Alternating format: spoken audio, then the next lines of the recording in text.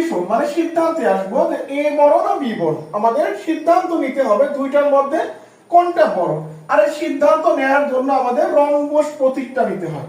আমরা এখানে রম্বস নিয়ে নিলাম, রম্বস প্রতীক। এর মধ্যে আমরা লিখলাম যে এ বি থেকে বড়। আমরা ধরে নিলাম প্রথম পর্যায়ে এটা কার থেকে বড় হবে, এটা বি থেকে বড় হবে। এখন এটা বি থেকে বড় তো নাও হতে পারে, আমরা তো একটা অনুমান করে ধরলাম যে এটা বি থেকে বড়। এখন যদি এটা বি থেকে বড় হতে পারে, যদি হয় তো ইয়েস, আর যদি বি থেকে বড় না হয় তাহলে কি হবে, নো। খুবই সহজ হিসাব।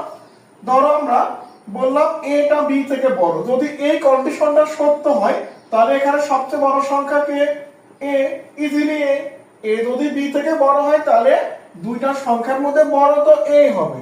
তাহলে আমরা সেক্ষেত্রে এখান থেকে প্রিন্ট করব, অর্থাৎ আমাদের ইনপুট আউটপুট বা ফলাফল, মানে ফলাফল প্রদর্শন করি আমরা সামান্তরিক প্রতীকের মধ্যে। তাহলে আমরা এখানে বলবো যে এ ইজ লার্জেস্ট, মানে এ সব থেকে বড়। আমরা এই কন্ডিশন মোতাবেক যদি ইয়েস এর দিক থেকে প্রিন্ট করি তাহলে এ সব থেকে বড় হবে। এখন ঘটনা উল্টোটাও তো হতে পারে, অর্থাৎ এ যদি বি থেকে বড় না হয় তাহলে অটোমেটিক্যালি বি বড় হয়ে যাবে।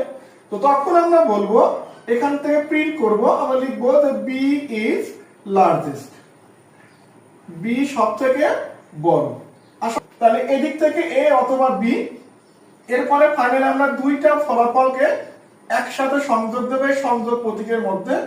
সংযোগ প্রতীকের সাহায্যে দুইটাকে একসাথে সংযোগ দাও, যে এখান থেকে আমরা ইন করে দেবো বা স্টপ করো, কোনো ব্যাপার না, যে কোনো একটা লিখলেই হবে।